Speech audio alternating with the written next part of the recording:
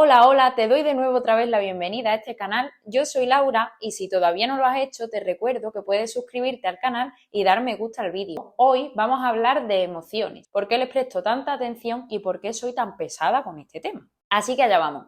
El tema del autocuidado, el tema de las emociones, me resulta especialmente interesante que lo abordemos y me resulta además muy importante porque va a depender mucho de cómo nos sentimos y de cómo estamos a nivel personal, el cómo nos vamos a relacionar con otras personas. Si encima somos personas que tenemos a nuestro cargo niños y niñas o que somos educadores, padres, madres, lo que sea, pues este tema todavía resulta de más importancia. ¿Por qué? Pues porque cómo nos sentimos va a hacer que tratemos a estos niños, a estas niñas, de una manera o de otra. Además, si es una emoción más desagradable que se repite con mucha constancia, pues nos puede poner en alerta de algo que necesitamos atender o de algo que podemos mejorar en nuestro día a día. A continuación vamos a hablar de algunas emociones básicas. ¿A qué me refiero cuando hablo de emociones básicas? Pues nos referimos a esas emociones que digamos están en la base y desde las que surgen otras muchas.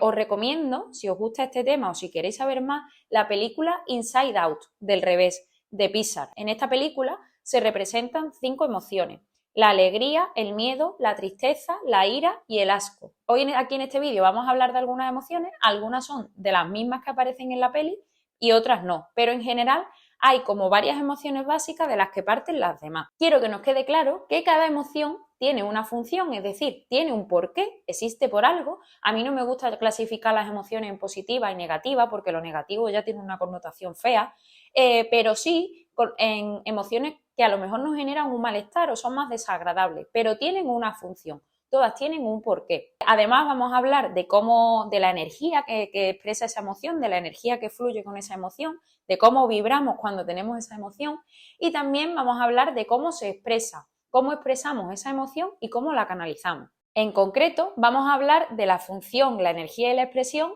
de la alegría, la tristeza, la ira, el miedo y la calma. Allá vamos. Empezamos con la alegría. Esta emoción creo que es la emoción en la que todo el mundo quiere estar, que todo el mundo quiere sentir. Pero os hago spoiler, no siempre vamos a estar alegres. Es más, un estado de alegría, de euforia, tampoco se puede mantener en el tiempo porque nos puede llevar a relacionarnos y a tomar determinadas decisiones que no nos van a hacer del todo bien. Vamos a ver cuál es la función de la alegría. La alegría tiene una función de disposición, de construcción. La alegría nos dispone a hacer cosas, a construir cosas, a relacionarnos con otras personas, a tener vitalidad. Es una emoción con una función de relación, de ganas de relacionarnos con otras personas. La alegría tiene una energía fresca, una energía luminosa. A mí la emoción de la alegría me recuerda mucho a la primavera, ¿no? Porque es luz, es predisposición, es actividad, ¿no? Es esas ganas de hacer cosas. Bueno, pues la alegría tiene esa energía de luz, de luminosidad, de vitalidad, de energía, de vibra, de movimiento. La alegría la podemos expresar de muchas formas. Frecuentemente, pues en lo facial lo expresamos con sonrisa, con los ojos brillosos, lo expresamos a través de ese movimiento corporal, ¿no? De una postura física de creernos, de sentirnos seguros y seguras de nosotros mismos. Es una emoción que irradia mucha luz, que irradia ganas de compartir y de relacionarnos. Si hablamos de la tristeza, ya seguro que se nos pone cara de yo no me quiero sentir triste. Bueno, lo siento, pero la tristeza está y es más, es una emoción que tiene que estar y que tenemos que transitar. Lo que pasa que en esta sociedad actual, cuando vemos a alguien triste, pues como que intentamos que no se sienta así, le quitamos importancia, invalidamos lo que nos está contando y al final la función de la tristeza es poner en valor, es resaltar algo que está ahí, que tenemos que atender. A veces atender eso que nos genera malestar es doloroso y aquí pues cuando vamos a terapia o cuando nos enfroscamos en algún proceso así psicológico para ahondar en esta tristeza, pues es algo doloroso, pero al final eso está ahí para que sea atendido. Tiene una función de reflexión, de introspección y que atendamos a eso que nos está provocando la tristeza. Esto muchas veces se llama transitar la emoción y atender eso que nos está provocando. Si hemos dicho que la energía de la alegría era la expresión, la vitalidad, la luz, pues la energía de la tristeza es una energía de contracción, de introspección, de soledad muchas veces necesitamos y nos apetece estar solos, estar solas cuando transitamos esa emoción, de estar con nosotras y con nosotros mismos, de tener esos espacios para podernos detener a reflexionar. Y la forma en la que expresamos la tristeza, pues muchas veces a través de un rostro serio, un rostro apático, lo hacemos también a través de las lágrimas, del llanto, es la forma de expresar esa emoción. Físicamente y a nivel corporal, muchas veces la tristeza también la sentimos en el estómago. El estómago a veces es como un cerebro emocional y nos habla de cómo nos sentimos. Y muchas veces pues la tristeza se manifiesta ahí en molestias en el estómago. En tercer lugar, si hablamos de la ira la podemos representar como una explosión, un estallido. Es una emoción, si todas las emociones son momentáneas, pues la ira yo creo que todavía más, porque es como un estallido momentáneo, ¿no? Cuando tenemos niños y niñas pequeñas, la ira nos suena por el tema de las rabietas. Es que en una rabieta lo que vemos es ira, es fuego, es esa explosión. La ira también tiene una función, como todas las emociones. Tiene una función defensiva, una función de diferenciación y de supervivencia.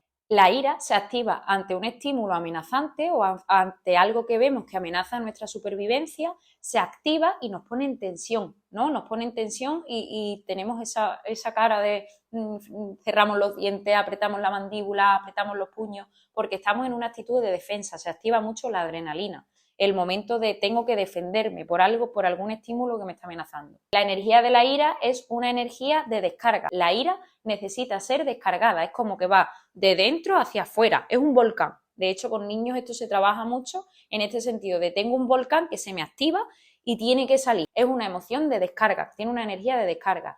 Es más, si esa emoción no la dejamos salir y la reprimimos, a la larga nos puede causar daños, nos puede causar efectos negativos a la salud. Y como ya he mencionado antes, pues la ira se expresa a través de esa tensión física, de muchas veces la sudoración de las manos, la tensión facial, ¿no? Y en nuestros niños y niñas muchas veces vemos venir la ira, la vemos venir, empezamos a ver la cara y decimos quieto, quieto, quieto, aquí está pasando algo, quieto, quieto, quieto, porque es una emoción que esa energía de descarga se expresa mucho a través de lo físico, del lenguaje no verbal. La ira tiene su función. Como todas las emociones, al final lo que hay que aprender es a expresarla y canalizarla de una manera adecuada, tanto para nosotros como para otras personas. Pero tiene una función. No podemos del tirón eliminar la ira y todas las emociones relacionadas con la ira de la ecuación, porque no va así la cosa, porque es que la ira tiene una función en nuestra vida. Si hablamos del miedo, el miedo tiene una función que la traemos heredada de nuestros antepasados, pero nuestros antepasados prehistóricos,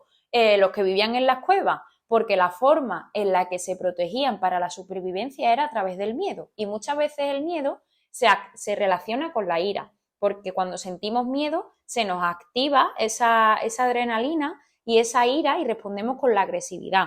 No siempre, pero a veces sí. De esta forma el miedo tiene una función primitiva, como os digo, una función primitiva y de respuesta rápida ante una amenaza a la supervivencia. Obviamente, los miedos que tenemos en el siglo XXI no son los mismos miedos que tenían en aquella época, pero sí sentimos miedo. Con el miedo, la energía que se despierta es una energía de contracción, de tensión, de alerta, de estar alerta ante lo que puede pasar. Como decíamos antes, las cosas que nos dan miedo en la actualidad son muy diferentes a las que nos han ido dando miedo a lo largo de la historia, pero esos miedos están ahí y desarrollamos miedos nuevos. Por ejemplo, ahora mismo tenemos un miedo atroz a perder nuestro móvil. Ese miedo no existía evidentemente en el Paleolítico, pero es un miedo que está ahí. Y ante ese miedo, ¿dónde está mi móvil? Pues nos ponemos en alerta, nos ponemos en tensión, nos ponemos en contracción. El miedo es una de las emociones que se expresa de multitud de maneras. Hay personas que huyen cuando sienten miedo, personas que lo afrontan y muchas veces el afrontarlo lo hacemos a través de la ira,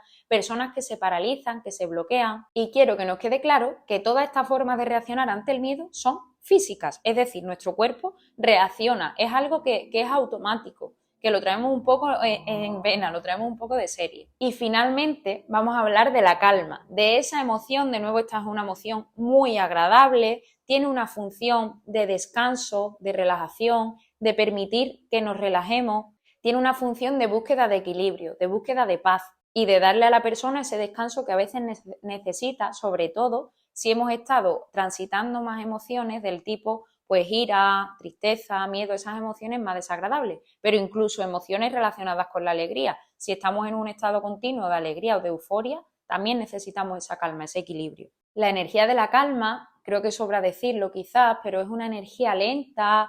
Es más, cuando he empezado a hablar de la calma, como que mi cuerpo ha ido entrando en ese estado, ¿no? De lentitud, de respiración profunda. Es una energía muy limpia, digamos, ¿no? Una energía de paz, de tranquilidad, de equilibrio. Y se expresa básicamente pues, a través de esa tranquilidad, de esa estabilidad.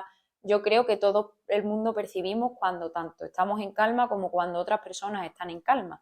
Y es muy guay desarrollar herramientas o desarrollar recursos que nos ayuden a entrar en este estado de calma cuando empezamos a estar en un bucle de cualquier otra emoción que quizás no nos está haciendo sentir guay con nosotros y nosotras mismas. Y bueno, también me gustaría que nos quedara claro que todas estas emociones, como ya hemos dicho, tienen un porqué y están ahí para algo. Y ahora que sabes qué función tiene cada una de las emociones, pues quizás cuando te pares en ese momento de tu día, en ese minutito de tu día, a pensar cómo estoy, pues quizás te puede ayudar a saber qué es lo que está provocando esa emoción y a poder ponerle solución en un momento dado o a pedir ayuda, que pedir ayuda es de valiente, siempre os lo digo. Así que bueno, te pregunto ahora, para que te tomes tu tiempo y lo pienses, ¿cómo estás hoy? ¿Cómo estás hoy? Que puede ser que hoy estés de una forma y cómo te estás sintiendo ahora mismo, en este momento, cuando has escuchado este vídeo.